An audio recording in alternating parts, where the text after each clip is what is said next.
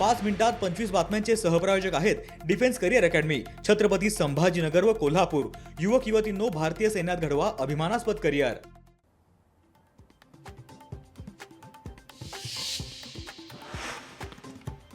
नांदेडमध्ये 18 वर्षीय विद्यार्थ्याला पोलीस कर्मचाऱ्याकडून बेदम मारहाण। मोटरसायकल आणि सोन्याची चेन चोरी केल्याचा जाब विचारत केली मारहाण।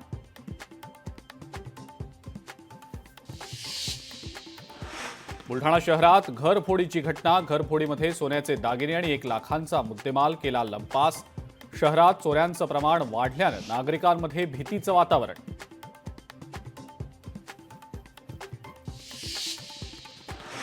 वाल्मिक कराडच्या समर्थनार्थ बीडच्या पांगरीमध्ये आंदोलन सुरू।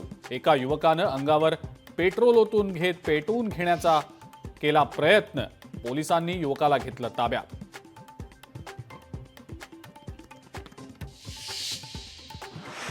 सांगलीमध्ये 17 जानेवारीपासून नामसंकीर्तन सोहळ्याला सुरुवात। नेमिनाथ नगरच्या भव्य प्रांगणावर पार पडणार सोहळा। देवेंद्र फडणवीस 22 जानेवारीला सोहळ्याला भेट देणार।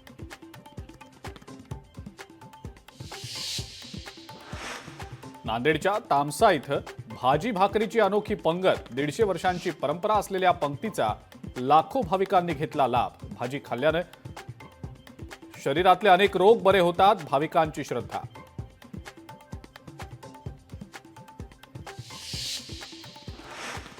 सिंधुदुर्ग जिल्ह्यामध्ये खनिज सर्वेक्षणाला जमीन मालकांचा विरोध।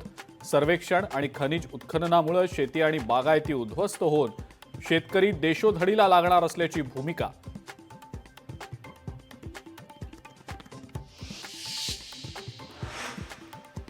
बारामतीच्या कृषी प्रदर्शनाच्या कार्यक्रमाच्या निमित्तानं शरद पवार आणि अजित पवार एकाच व्यासपीठावर येण्याची शक्यता। तब्बल 10 महिन्यानंतर काका पुतणे एकाच व्यासपीठावर येणार।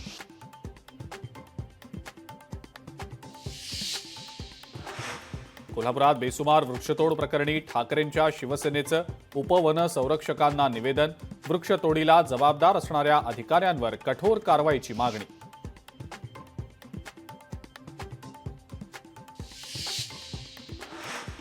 चंदगडहून गोव्याला जाणाऱ्या तिलारी घाटात धोकादायक वाहतूक। सार्वजनिक बांधकाम विभागानं लवकरात लवकर काम पूर्ण करण्याची आमदारांची मागणी।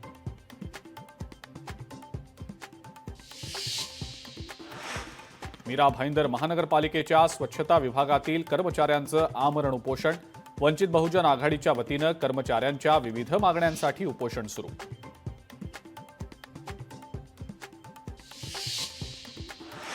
टोरेस प्रकरणी सुरू असलेल्या तपासावर मुंबई हायकोर्टानं आर्थिक गुन्हे शाखेला फटकारलं।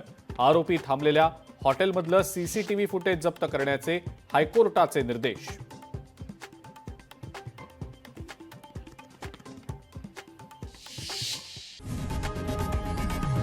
लोकशाही मराठी ऐका, पहा, जागरूक रहा।